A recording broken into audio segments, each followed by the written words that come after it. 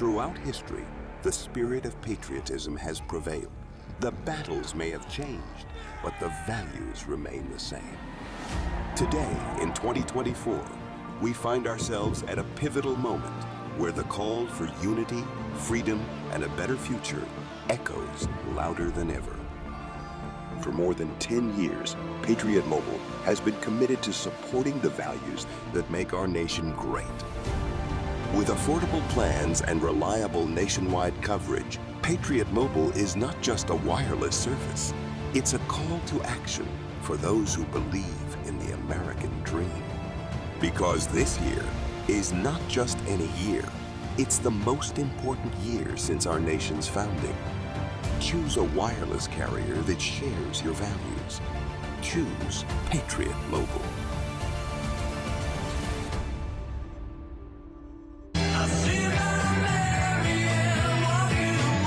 It is 7:16, not a bad group to lead into this segment of our programming. Michael Paul and Gene Valentino on a Friday morning. Gene Valentino is in the house. The studio crowd excited. They can see him on Zoom, and he is looking mighty smart this morning, folks. He's got his really special T-shirt on. It's a Valentino thing you wouldn't understand. Yeah, it's a Valentino thing. What can I say? I like it. Good morning. Good morning. 1 hour from now, Michael, about nearly 1 hour, 8:30 Central Time, Mr. Donald Trump goes into the courtroom again, New York versus Trump, while campus anarchy continues. Trump has to face these bogus charges in a New York court system, a massive coordination for Hamas and the upper echelon of the FBI, Biden's government, stuck with their association with campus protesters, stuck with their affiliation with Antifa, anti-Jew rhetoric. We have even transgender flags being seen at these protests. I dare them to show those flags in Iran and the Gaza. What do you think? Well, here's what they need to do. All of these people that want to support Hamas need to go to Palestine, to the Gaza Strip, and need to support them from there. And let's see how they feel about it after they've been there for about 10 days. Well, President Trump has just won the next election, in my opinion. You've got poll numbers that exceed the worst of times for Obama, Jimmy Carter, and these numbers just outflank even George Bush and George Bush. Worst number. Absolutely. Yeah. So, I mean, Bill Clinton solidly beat him. He has worse numbers than George Bush had. Well, keep your eye on the Democrat National Convention, which is scheduled this summer in Chicago.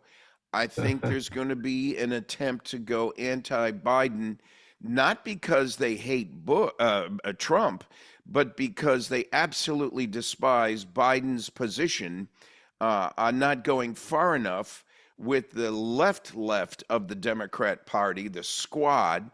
The squad has not moved off its rhetoric and shown some sympathy towards the attacks, the blatant attacks against the Jews on these campuses. And full stop.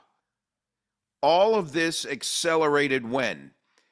Last October 7th, when 1,200 Jews were massacred over in the Gaza Strip border to Israel.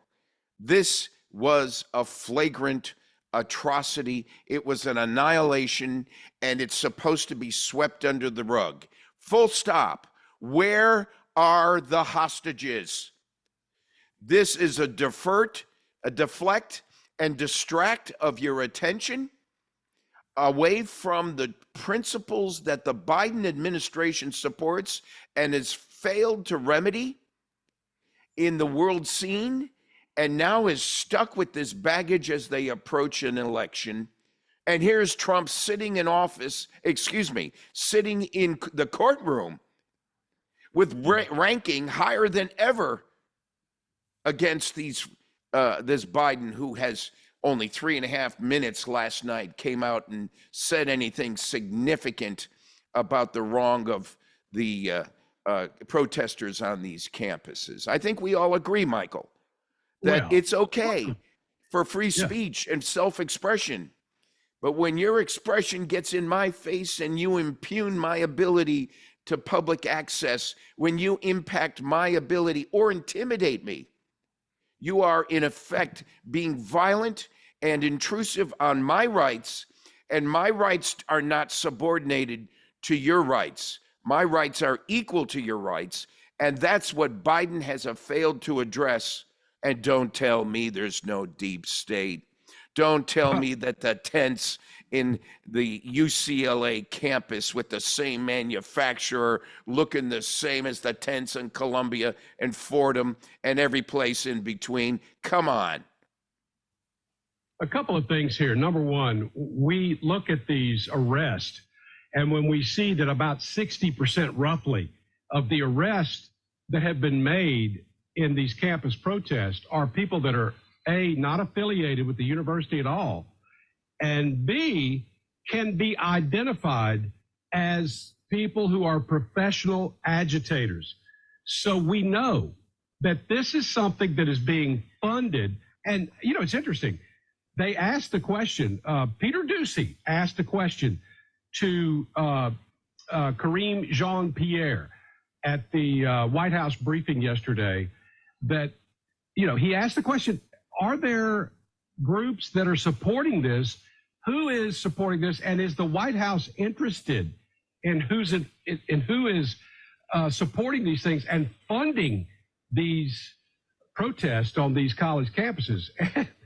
You know, it was like, I mean, when you see her like take a deep breath, like she doesn't know what to say. She's done an extremely bad job. It's an F grade in my scale. Horrible. What? She's horrible. Oh, absolutely. And she's failed the nation. It's not just her own ability. She's failed the nation as well. And I think that, to your point you just made, Michael, remember, Columbia University, 34,000 students. Here's the challenge. Almost half of them, 14,000, are on student visas coming in from abroad. What amongst that crowd are non-citizens smearing America, looking to propagate this polluted philosophy that America does not believe in? And why do we tolerate it? And how many of those student visa students are on student loans that the poor American citizens are paying for on their backs of hard sweat and work every day? And they're getting away with a free student, forgiveness of a free student loan, and they're not even Americans. Agreed. All right, so let's ask this question. So the Gaza Strip, where you have all of these Palestinians who are supportive of Hamas and who supported this action that they took against Israel that killed all the innocent people. You got all these people that are backed down now into the very corner of Gaza because Israel has pretty much taken over the rest of the Gaza Strip. But yet, you do not see any countries like Egypt, who borders that, by the way, the United Arab Emirates, Jordan. None of these countries want to have these Hamas rebels, these Palestinians, whatever you want to call them.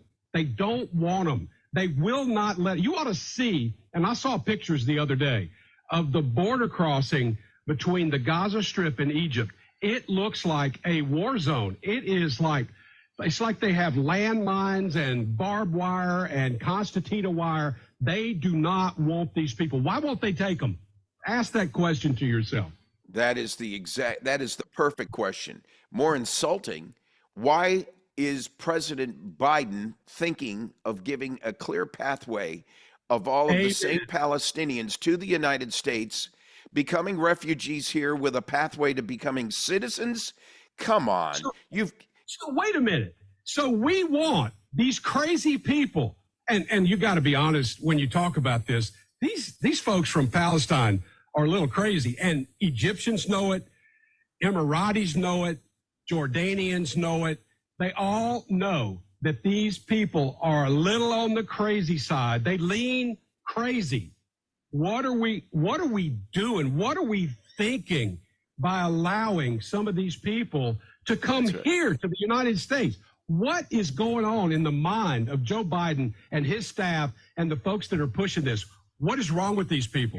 And is there no small coincidence, Michael, that the Prince of Saudi Arabia not too long ago was on a pathway? Yeah, he was on a pathway to bringing a relationship back to normal with Israel. Iran came unglued about that. It's at that time Iran started accelerating through Hamas, one of its agents, a complete attack against Israel. And there we go again, deflecting your attention away from peace, back toward violence, back towards the atrocities we're dealing with right now.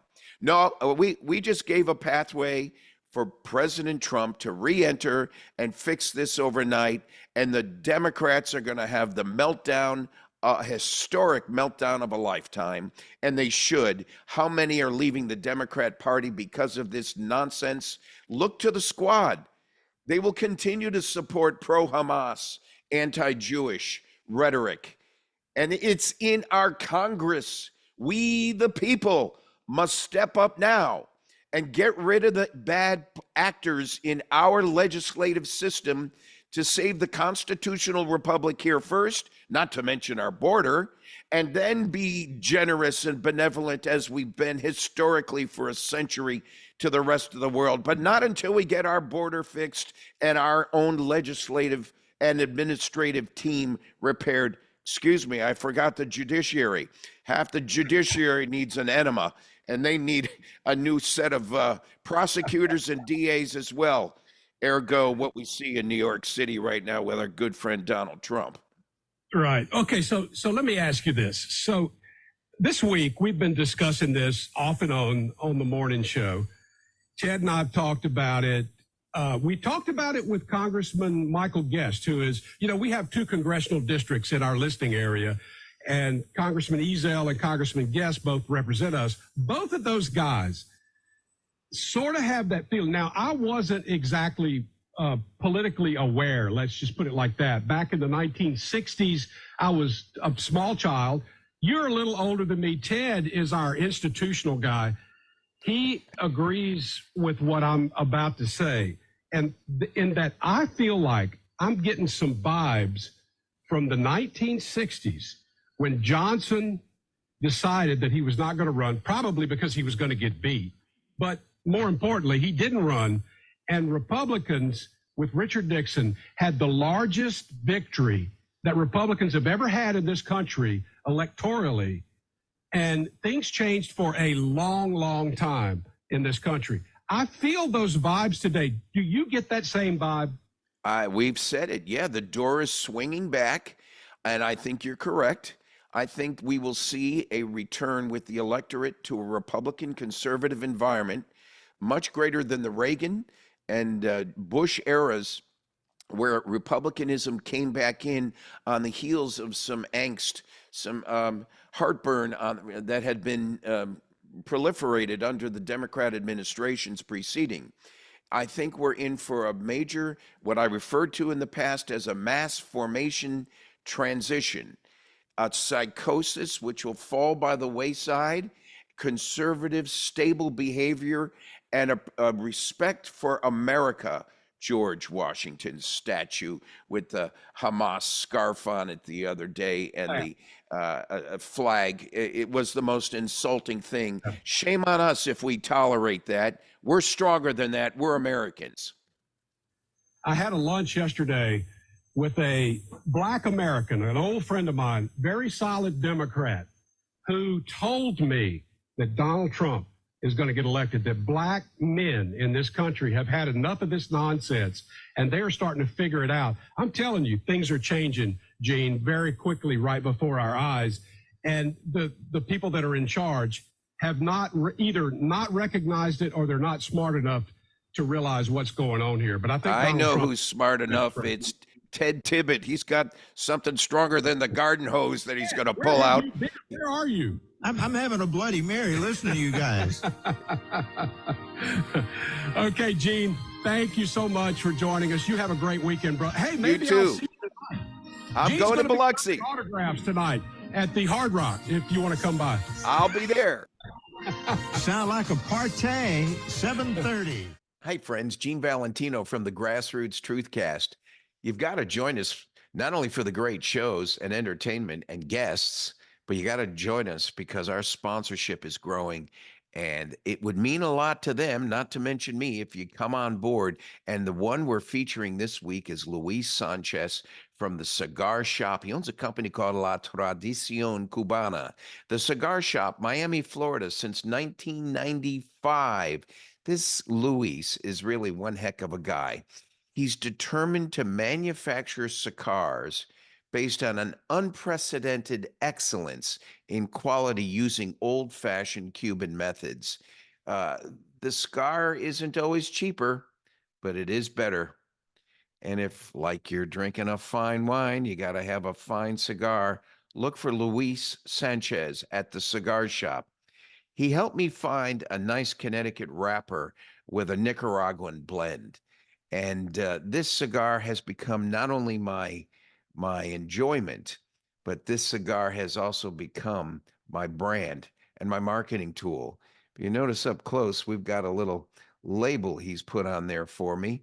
And that's my website, genevalentino.com. It's at the Grassroots Truthcast. Now, here's the deal.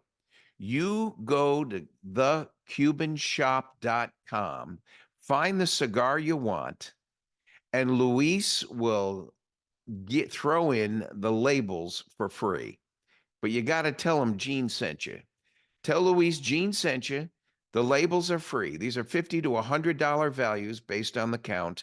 And you can get this to become part of your branding experiment. I'm using this with my guests on the Grassroots Truthcasts. This could be your brand on your product, your service, anywhere in the world. Look for Luis Sanchez at thecubanshop.com. Thanks for joining us. Enjoy your smoke.